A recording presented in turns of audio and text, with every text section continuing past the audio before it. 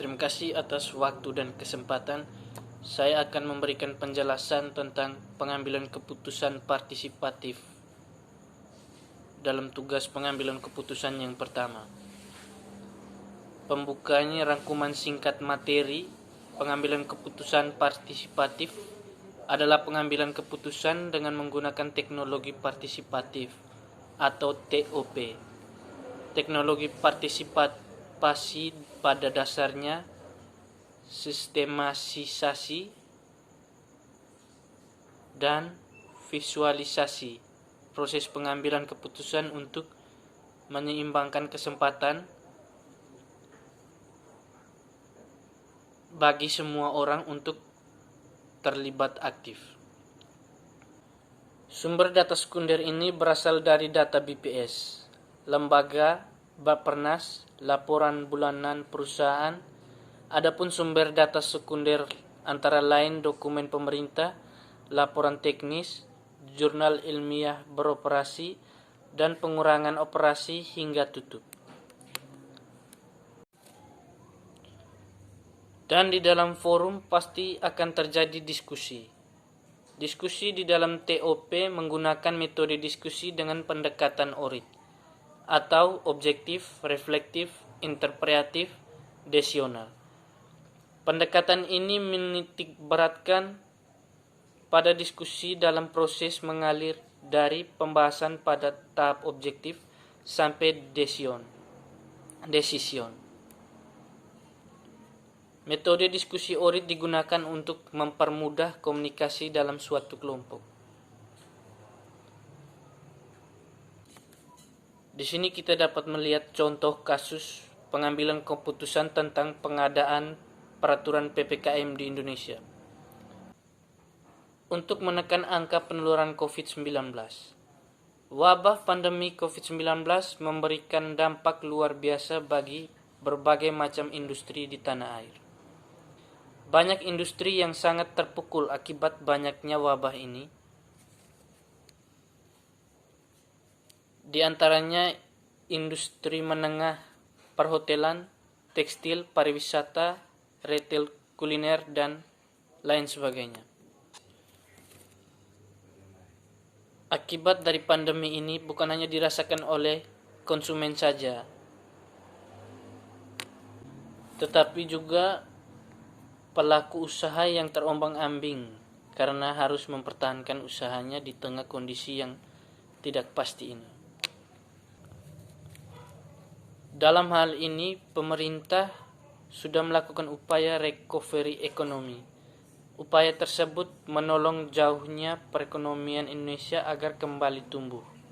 Dan pemerintah sekarang melanjutkan dengan program pemulihan ekonomi nasional dengan memberikan bantuan kepada pengusaha mikro, kecil, menengah atau UMKM. Sumber data sekunder ini berasal dari data BPS, lembaga, Bappenas, laporan bulanan perusahaan. Presentasi perusahaan yang melakukan perubahan jurnal pegawai di tengah pandemi itu ada 3. Yang pertama, sebanyak 35,56% perusahaan memilih untuk mengurangi jumlah pegawai yang bekerja. Yang kedua, sebanyak 62,29% perusahaan memilih untuk tidak mengurangi atau menambah jumlah pegawai yang bekerja. Yang ketiga, sebanyak 2,15% perusahaan memilih untuk menambah jumlah pegawai yang bekerja. Presentasi perusahaan yang mengurangi pegawai di tengah pandemi. Berikut data presentasi perusahaan yang mengurangi pegawai di tengah pandemi, bersumber dari data BPS bulan Juli tahun 2021. Yang pertama, 52,23% industri pengolahan.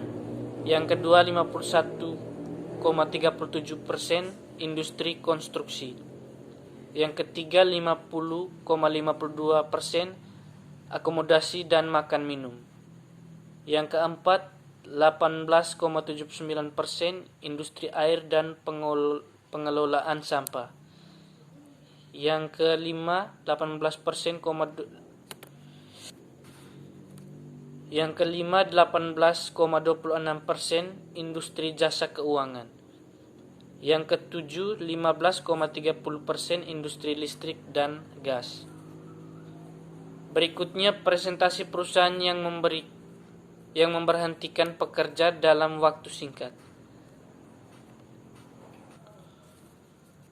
Optimisme bahwa pandemi akan segera berakhir cenderung membuat perusahaan tidak mengambil kebijakan pemutusan hubungan kerja dengan permanen, melainkan memberikan pekerjaan dalam waktu singkat menjadi pilihan yang relatif lebih baik. Di antara tiga sektor industri tertinggi yang mengambil kebijakan ini ialah sebanyak 18,69% di industri pengolahan, 18,59% di industri konstruksi, dan 17,63% ada pada industri akomodasi dan makan minum. Berikutnya presentasi perusahaan menurut perubahan pendapatan.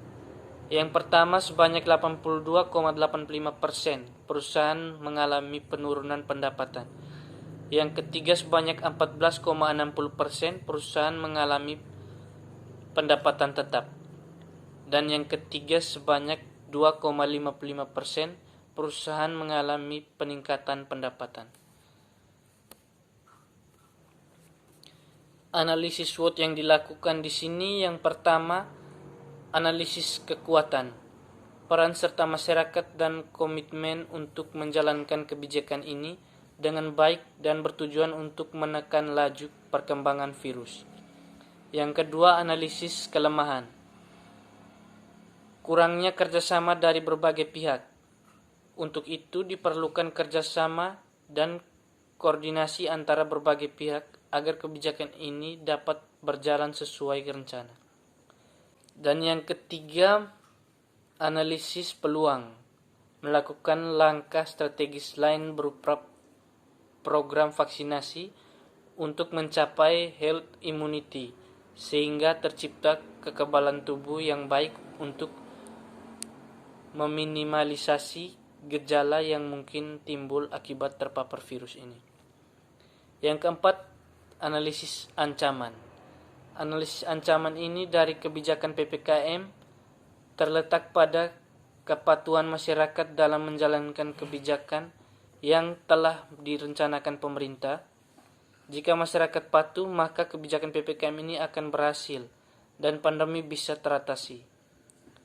Kesimpulannya, sejak pemerintah melakukan kebijakan PPKM, banyak pelaku usaha dan masyarakat mengeluh tentang kebijakan ini, yang sangat berdampak terhadap perekonomian mereka.